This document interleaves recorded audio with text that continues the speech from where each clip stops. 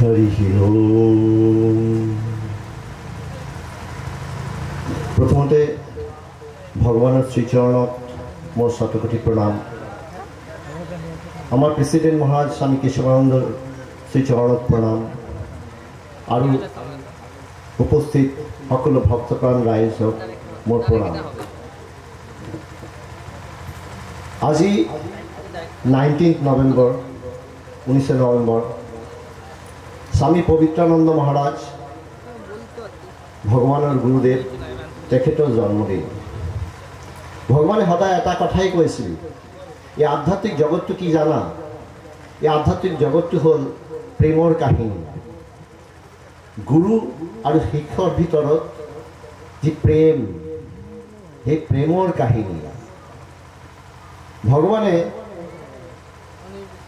তেখেতৰ গুৰু স্বামী পবিত্ৰানন্দজীৰ ওচৰত যায় আৰু বেদান্ত শিক্ষা লাভ কৰে।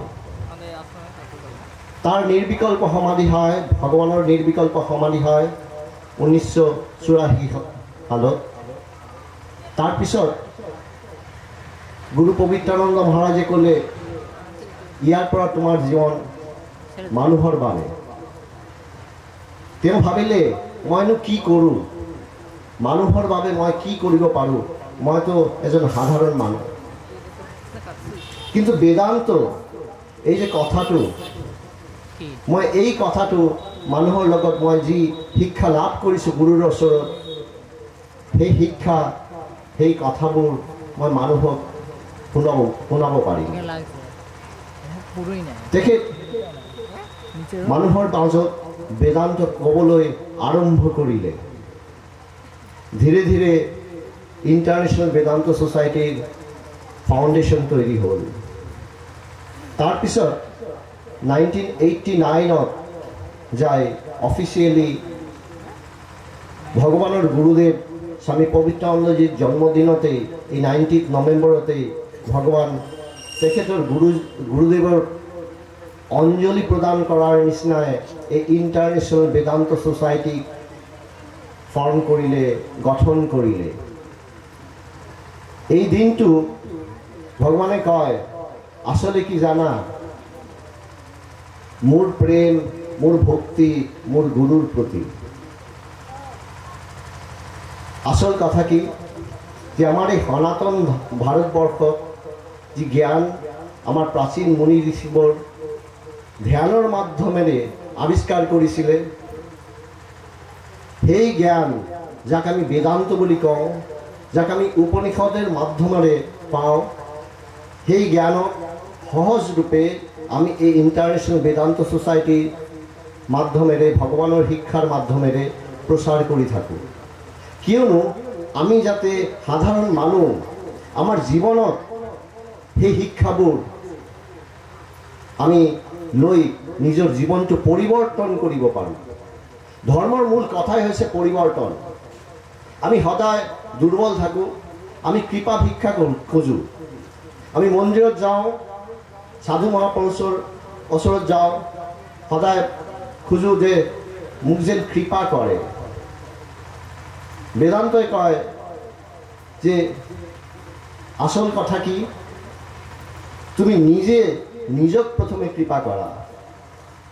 তুমি নিজৰ জীৱনটোক পৰিৱৰ্তন কৰিব খোজা, সেয়া হ'ব তোমাৰ গুৰুৰ প্ৰতি প্ৰকৃত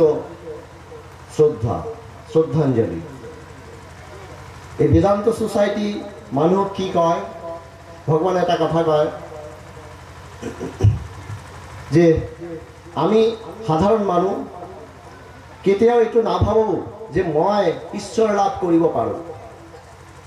বেদান্ত ছ'চাইটি জোৰৰ সহায়ত কয় যে মোৰ জীৱনত মই ঈশ্বৰ লাভ কৰিব পাৰিম। আৰু ইয়াত যোনে আহে, ধীৰে ধীৰে চৰ্চা কৰে, কেইদিনমানৰ পিছত সকলোৰে বিশ্বাস হয় ময়ো পাৰিম। কিয় পাৰিম? ঈশ্বৰ লাভ, ভগৱানে কয় ঈশ্বৰ কোনো দূৰৰ বস্তু নহয়, ঈশ্বৰ তোমাৰ ভিতৰতে আছে। এয়া কথাটো আমি সকলোৱে কৈয়ে থাকোঁ। যে ঈশ্বৰ আমাৰ সকলো হৃদয়তে আছে। কিন্তু কি হয় যে আমাৰ হৃদয়ৰ মাজত যে ঈশ্বৰ আছে সেই কথাটো ব্যৱহাৰিক ক্ষেত্ৰত আমি পাহৰি যাওঁ। আমাক অলপ চেঞ্জ হ'ব লাগিব, সদায় মনত ৰাখিব লাগিব মোৰ ভিতৰত ঈশ্বৰ আছে। মোৰ ভিতৰত যদি ঈশ্বৰ থাকে, মোৰ নিচিনা পবিত্ৰ কোন?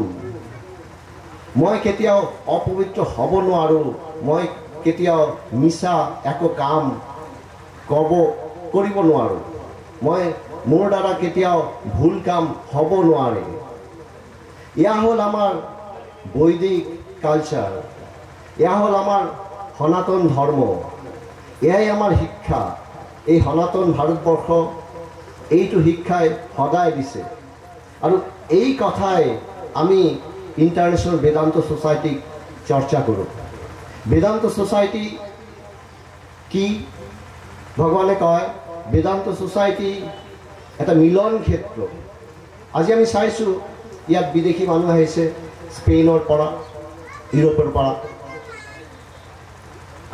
মই নিজে কলিকতাত থাকোঁ। মই বহুত দিনৰ মূৰত মই অসমীয়া কৈ আছোঁ, সেইকাৰণে অসমীয়া ক'বলৈ অলপ টান পাইছোঁ। মই কলিকতাত থাকোঁ, অসমীয়াটো ক'ব চান্স নাপাওঁ। তাত বাংলাতে কথা পাতোঁ।